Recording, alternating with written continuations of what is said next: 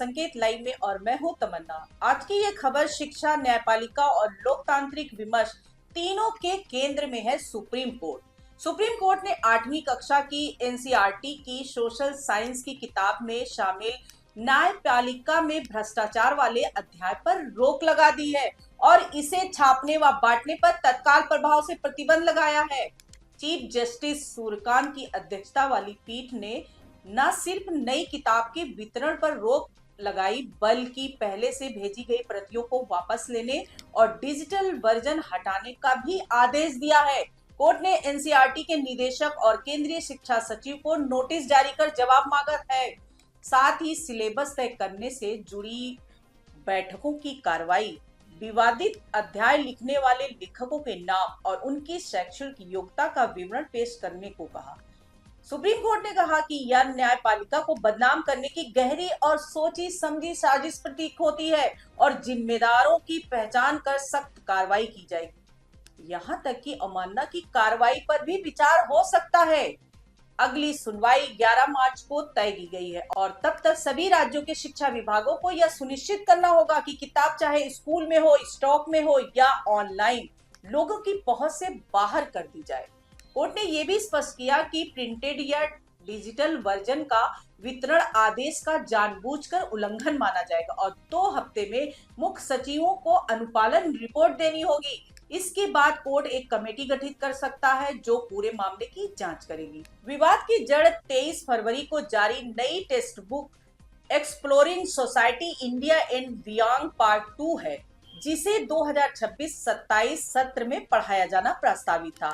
इसमें the role of the judiciary in our society शीर्ष के तहत न्यायपालिका को चुनौतियों जैसे भ्रष्टाचार और लंबित मामलों का उल्लेख किया गया था। किताब में justice delayed is justice denied वाक्य के साथ सुप्रीम कोर्ट में लगभग 81,000, हाई कोर्ट में 62,40,000 और जिला व अधीनस्थ अदालतों में लगभग 4,70,00,000 लंबित मामलों के आंकड़े दिए गए थे। साथ ही ये भी बताया गया था कि जज आचार संहिता से बंधे होते हैं। न्यायपालिका में आंतरिक जवाबदेही तंत्र मौजूद है। सीपी ग्राम्स जैसे प्लेटफॉर्मों के जरिए शिकायतें दर्ज होती हैं। 2017 से 2021 के बीच 1600 से अधिक शिकायतें आई और गंभीर मामलों में संसद एपीचमेंट मोशन के जरिए जज को हटा सकती है। किताब में यह भी लिखा था कि न्याय तक पहुंच गरीबों के लिए चुनौतीपूर्ण हो सकती है, पर साथ ही राज्य और केंद्र पारदर्शिता और टेक्नोलॉजी के माध्यम से सुधार की कोशिशें कर रहे हैं।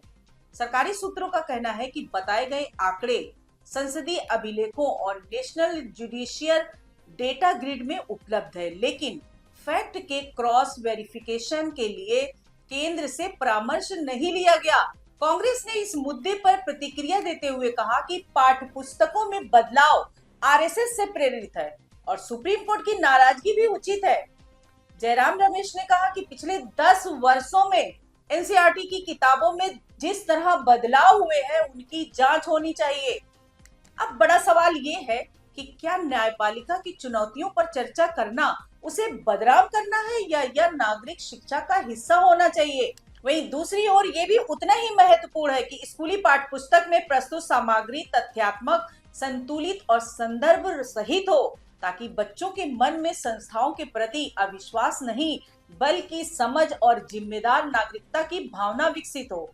सुप्रीम कोर्ट की कड़ी टिप्पणी इस बात का संकेत है कि संस्थागत गरिमा और सार्वजनिक विमर्श के बीच रेखा कहां खींची जाए, इस पर न्यायपालिका गंभीर है। वहीं शिक्षा विशेषज्ञों का तर्क है कि लोकतंत्र में संस्थाओं की भूमिका, उनकी चुनौतियां और जवाबदेही के तंत्र पर पढ़ाना नागरिक शिक्षा का आवश्यक हिस्सा है।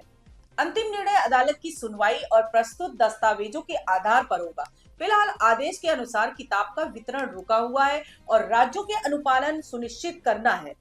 11 मार्च की सुनवाई से यह स्पष्ट हो सकेगा कि क्या अध्याय में संशोधन होगा, पूरी तरह हटाया जाएगा या किसी वैकल्पिक रूप से पढ़ाया जाएगा। आज के लिए इतना ही। चैनल को सब्सक्राइब कीजिए दोस्तों। नमस्कार।